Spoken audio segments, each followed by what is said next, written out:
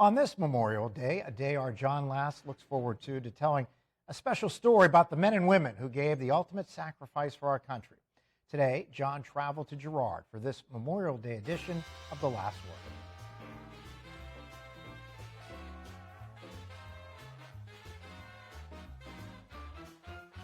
On this Memorial Day, you've probably seen stories on the wall that heals, memorial services, and maybe a parade or two.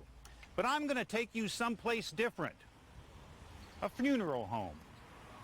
This is the Erie Funeral Home in Girard.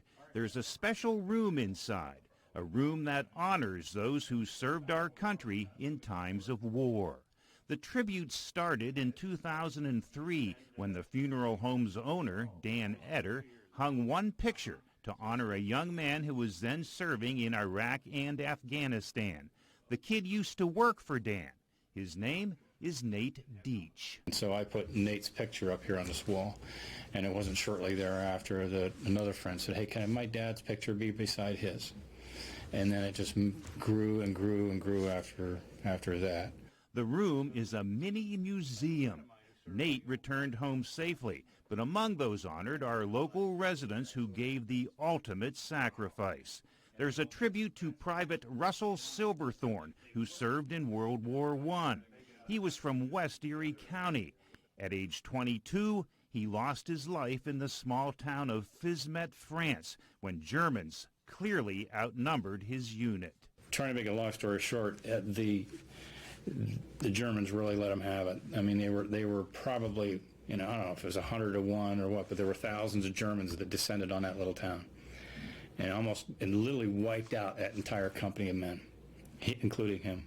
There's a tribute to Tech Sergeant Richard Sargent of Lake City. A plane carrying his unit crashed during bad weather over the Pacific in World War II. The remains of those men were not found until decades later.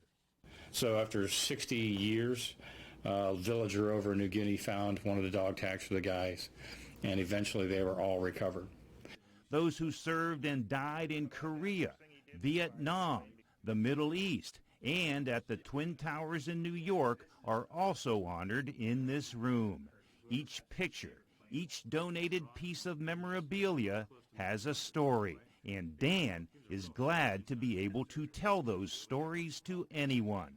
He never served in uniform, but has the utmost respect for those who did. These are neighbors. These are real people. Like we talked about the boys that had died, and that's what Memorial Day is really about. We honor everybody always, of course, but we want to remember those ones that never came home, and there's a lot of them, a lot of stories. They need to be told, and that's what this is for. With the last word on Memorial Day in Girard, John Last, Erie News Now. And Dan became interested in hearing stories about veterans after watching the miniseries Band of Brothers and the movie Saving Private Ryan. He wrote a letter to actor Tom Hanks thanking him for sharing those stories. A return letter from Hanks can be found on one of the walls in that special room.